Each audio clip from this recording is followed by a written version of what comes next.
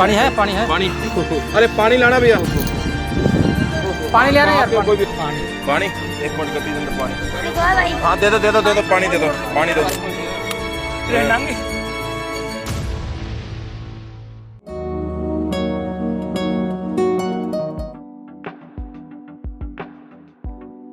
मेरा नाम राजेंद्र पाल शर्मा इंसा, पिताजी का नाम देसराज शर्मा इंसा। मैं शास्त्र नाम जी green S welfare force wing block Kesari Singhpur का जिम्मेवार हूँ और ज़िला श्री गंगानगर राजस्थान का रहने वाला हूँ। हम शास्त्र नाम जी green S welfare force wing block Kesari Singhpur Dera Sacha Sauda की टीम से जुड़े हुए हैं, जो संत डॉक्टर गुरमीत राम महिम सिंह जी इंसा ने बनाई हुई है। हम उसके अंदर जो भी कार्य पिताजी द्वारा चलाए गए हैं, हम उनके दिन रात चलने की कोशिश कर रहे हैं। पूज्य गुरुजी द्वारा जो मानवता भलाई के कार्य चल रहे हैं, उसके अंदर 89वां कार्य है। 89वां कार्य है जो कि मानसिक रोगी सरकारी स्थानों पर घूमते हुए मिलते हैं, उनको इलाज करवाना और उनके परिवारों तक मिलाना, यह गुरुजी के वचन है। और इसके अधीन हम 97 परिवार मिला चुके हैं और यह परिवार जैसे गुजरात, मध्य प्रदेश, इंडिया के कोने कोने से, जैसे किसान वर्ग, मजदूर वर्ग, इंजीनियर, उसके अंदर डॉक्टर भी थे और चेयरमैन, विधायक और काफ़ी ऐसे सभी तरीके के लोग थे जो मानसिक रोगी होकर घर से भटक गए, उनको परिवारों तक मिलाया। अब तक हम गुरुजी की रहमत से 97 परिवार मिला चुके हैं और आगे भी ऐसी कोशिश करेंगे, ऐसे परिवार मिलते रहें।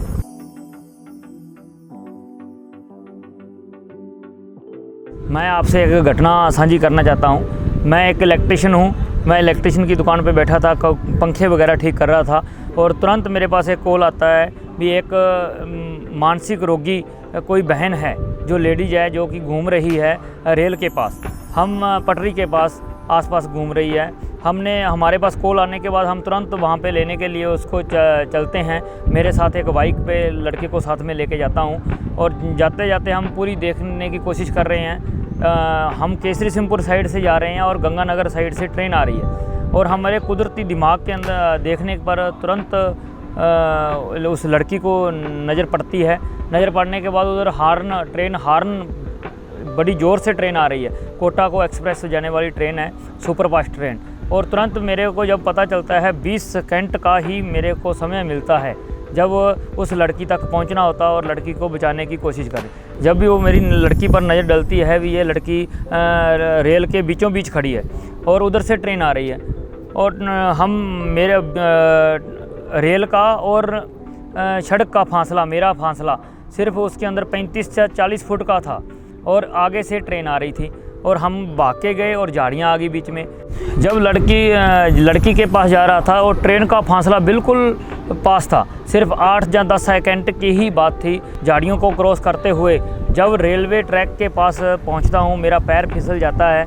पहला पैर बिल्कुल सही दिखता है और दूसरा पैर फिसल जाता है। दूसरा पैर फिसलने के बाद मेरा गोडा जो घुटना है उसके ऊपर जो पटरी होती है, पटरी के ऊपर लग जाता है और उसके जैसे चुन्नी को हाथ पड़ता है, जो कमर कसा होता है उसके अंदर हाथ पड़ता है और कमर कसे के हाथ पकड़ने के बाद एक पता नहीं क्या बरोड़ा आता है, हमें दोनों को बाहर फेंक देता है और उसकी भी जान बच गई और पिताजी की रहमत से मेरी भी जान बच गई। और मेरे दिमाग भी उस वक्त काम छोड़ गया और उसको निकाला, पता नहीं गुरुजी की रहमत से कैसे उसको बाहर निकाल लिया। फिर लोग आए और जो पास में थे, एक पवन जी थे, उन्होंने कोई पानी पुनी वगैरह पिलाया और मंदबुद्धि बहन ने ही मेरे को पानी पिलाया।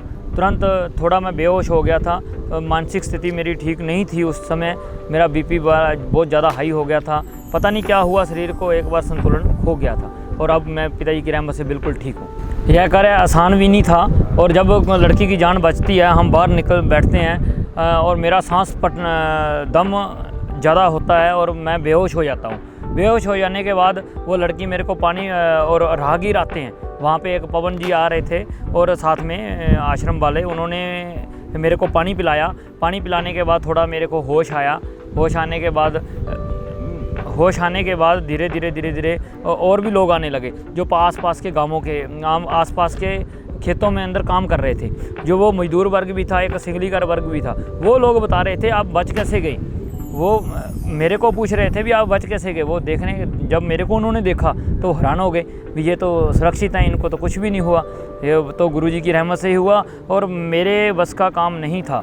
ये कार्य बहुत ही कठिन था और हम नहीं कर सकते थे इस कार्य को जो गुरुजी ने करवा ली।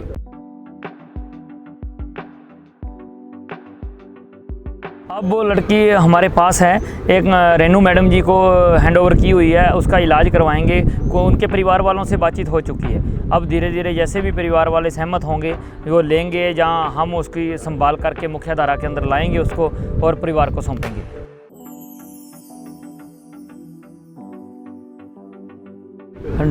डर तो लगा पर गुरुजी के वचन थे, हमने वचनों को फॉलो करना है और डर के आगे ही जीत है। यही गुरुजी के वचन हैं। गुरुजी कहते हैं हिम्मत करे अगर इंसान तो सहायता करे भगवान, और गुरुजी हिम्मत देने वाले हैं।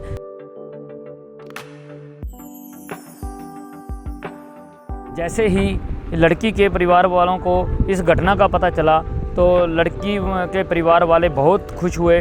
पहले तो उन्होंने रोए और आंखों में पानी, और उसके बाद वो बहुत खुश हुए और गुरुजी का बहुत बहुत धन्यवाद किया और सेवादारों का भी बहुत धन्यवाद किया। बार बार वो नमन कर रहे थे। और जो मेरे साथ साथी आश्रम वाले आए थे वो भी कह रहे थे कि आपके गुरुजी ने ही बचाया है और कोई इसको बचा नहीं सकता।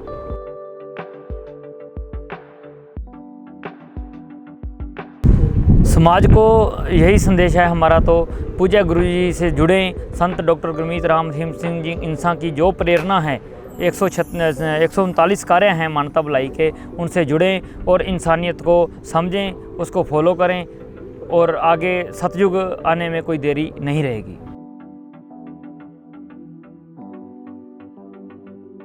गुरुजी के बारे में दो लफ्ज़ क्या, हम तो कुछ बोल के गिन के लिखा के कुछ नहीं कर सकते। हमारे गुरुजी महान हैं। संत डॉक्टर गुरमीत राम रहीम सिंह जी इंसानियत को सिखाते हैं, सर्व धर्म संगम को जोड़ते हैं, हर किसी से प्यार करना, मोहब्बत करना सिखाते हैं। मैं अपने गुरुजी संत डॉक्टर गुरमीत राम रहीम सिंह जी इंसान को सल्यूट करता हूं, जिन्होंने मेरा जीवन एक बार नहीं, 2 बार नहीं, 3 बार बख्श दिया और अपनी सेवा में लगा रखा है। यही पिताजी से अरदास है, ऐसे ही दया में रहमत करते रहना। ब्लॉक केसरी सिंहपुर और हमारे परिवार पर पूरी दया में रहमत बनाए रखना।